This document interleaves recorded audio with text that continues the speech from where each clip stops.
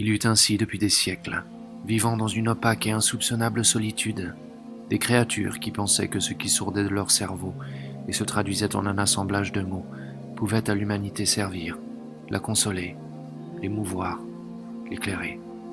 On pardonna beaucoup aux péchés d'orgueil qui animaient ces êtres. On les écouta souvent. On les célébra parfois. On donna à des avenues leur nom. On sculpta dans le marbre et le bronze leurs visages et leurs mains. On les coucha dans de grands dictionnaires, des encyclopédies. Il fallait bien voir leurs efforts se prolonger d'un écho, mais au vrai, ils ne servirent à rien qu'à distraire les mortels de leur temps. Et leurs livres sont comme des mues tombées dans les siècles aveugles et sourds. Car rien jamais ne change l'homme, et rien ne remodèle la pâte dont il est fait, pour une fois et pour toujours. L'histoire n'existe pas. Le temps n'est qu'une illusion qui est l'autre nom de l'espoir. Car il en faut bien un, sinon quoi? Mais comment dire cela à l'enfant quand il s'avance dans l'âge de comprendre? Nous sommes les dépositaires de l'éternel mensonge. Nous le prolongeons. Le monde est une brume de chaleur qui s'élève dans le cœur d'un été, qui n'est pas un été, mais le rêve de ce que pourrait être un été, s'il existait vraiment, ailleurs que dans les livres qui sont les matières fragiles de nos mémoires. C'est cela qu'avait tenté de cerner Virgile Maubert dans son roman Le Cercle, autour duquel il avait tant tourné et tourné, qu'il n'était jamais parvenu à traduire ce qui mordait chaque nuit son sommeil et ses rêves, son couple et ses heures.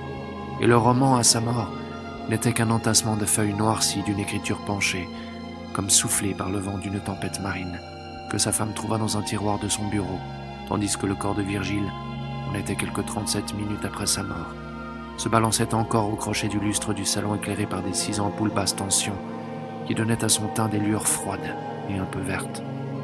Mais Virgile Maubert, mort avant même d'être Virgile Maubert, car ce n'était là qu'un pseudonyme qu'il s'était choisi, et qu'il traîna dans l'intimité familiale comme une vieille pantoufle de soie, perdant d'année en année son satiné reflet, sa femme le moquant lorsqu'elle le voyait écrire « Oh que nos proches, ceux que nous aimons du plus profond de notre cœur, peuvent parfois être le miel qui nous contente et l'acide qui nous ronge. » Lui disait « Arrête de faire ton Virgile, viens plutôt m'aider à laver la vaisselle, Benoît. » Car l'écrivain, même si toutes les légendes veulent nous faire croire le contraire, est une créature coincée dans son siècle, qui possède une âme mais aussi un estomac, des intestins et un rectum.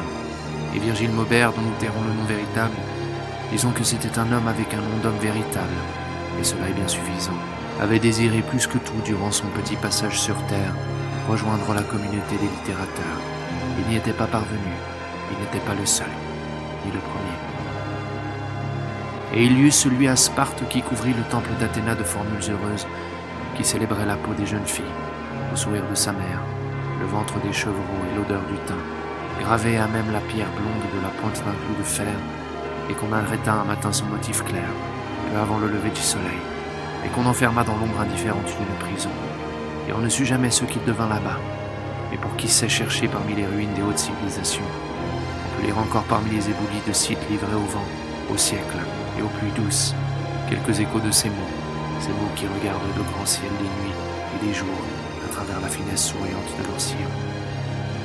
Et cet autre, qui sentait qu'il avait un grand roman en lui, un roman qu'il écrirait avec ses tripes, mais au fur et à mesure qu'il cogitait ce roman, qu'il en parlait autour de lui, qu'il en échafaudait le plan minutieux, il fut pris de douleurs de plus en plus vives à l'abdomen, douleurs devenues si insupportables qu'il fallut l'opérer au bout de quelques mois, et le chirurgien incrédule trouva dans son estomac un livre de 1000 pages, malheureusement rendu illisible par les sucs gastriques qui avaient entièrement dissous les caractères imprimés.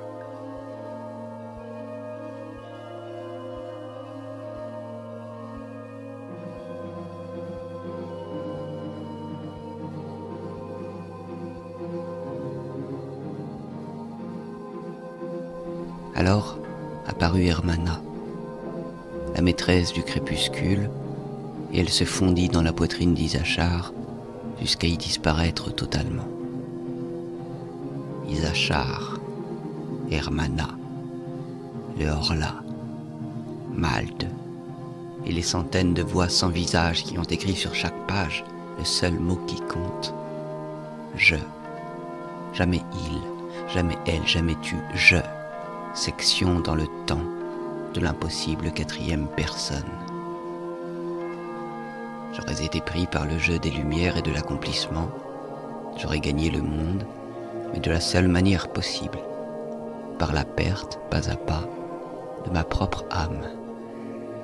En tissant mes toiles d'araignée narratives, en ourdissant des poèmes de papier doré, en mimant des drames qui n'ont jamais eu lieu, j'aurais oublié que la peau est l'organe le plus lourd de mon corps, plus lourd que le cerveau et que le foie, et que seul et seulement sur ta propre peau, il est décent d'écrire, qu'ils sont impossibles, les livres qui ne seraient pas reliés dans ta propre peau, avec des pages vivantes et innervées, pleines de corpuscules de Golgi, et de racines de cheveux, et de glomérules sudoripares, et de canaux grouillent les sarcoptes.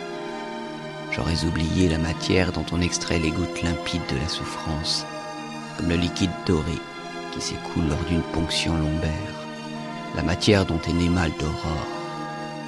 J'aurais oublié qu'un livre, pour qu'il signifie quelque chose, doit indiquer une direction.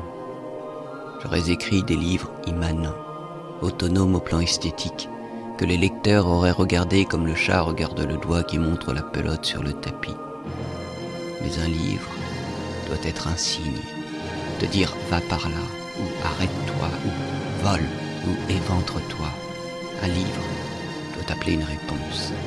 S'il ne le fait pas, s'il maintient ton regard à sa surface ingénieuse, inventive, tendre, sage, réjouissante, merveilleuse, au lieu de le diriger vers ce que le livre montre, alors tu as lu un écrit littéraire et tu as raté encore une fois l'objectif de tout effort humain, sortir de ce monde.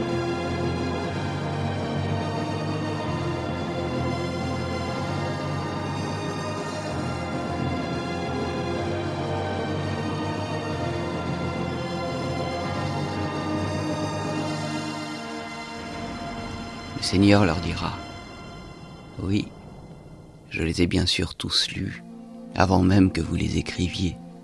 Vous avez donné aux hommes des heures de délectation. Vous les avez poussés à la méditation et à la rêverie. Vous avez dessiné en trompe-l'œil les plus étonnantes, les plus baroques, les plus ornementales, les plus massives portes sur la paroi intérieure de leur front, sur son os lisse et jaune. Mais laquelle s'est-elle réellement ouverte ? Dans quelle porte a-t-on vu la paupière du front se lever sur l'œil du cerveau ? Quelle porte a permis au cerveau de commencer à voir pour de vrai ? Maître des rêves, le grand Issachar. Derrière eux viendront des millions d'écrivains qui n'ont écrit qu'avec des larmes, du sang, de la substance P, de l'urine et de l'adrénaline, et de la dopamine et de l'épinéphrine, directement sur leurs organes ulcérés de peur, sur leur peau excoriée d'extase. Chacun portera entre ses bras sa propre peau écrite recto verso, dont le Seigneur fera, en les assemblant entre les couvertures de la naissance et de la mort, le grand livre de la souffrance humaine. Une de ces pages, voilà ce que cet écrit devrait être, une des milliards de peaux d'hommes couvertes de lettres infectées, suppurantes, du livre de l'horreur de vivre, anonyme et identique à toutes les autres, car mes anomalies, même très inhabituelles, sont loin d'égaler l'anomalie tragique de l'esprit revêtu de chair. Et ce que je voudrais que tu lis sur ma peau, toi, qui ne le liras pourtant jamais, ce serait seulement un cri, un seul, répété à chaque page. Fuis, cours, rappelle-toi que tu n'es pas d'ici.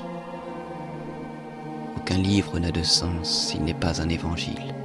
Le condamné à mort pourrait bien avoir les murs de sa cellule couverts de livres tous exceptionnels.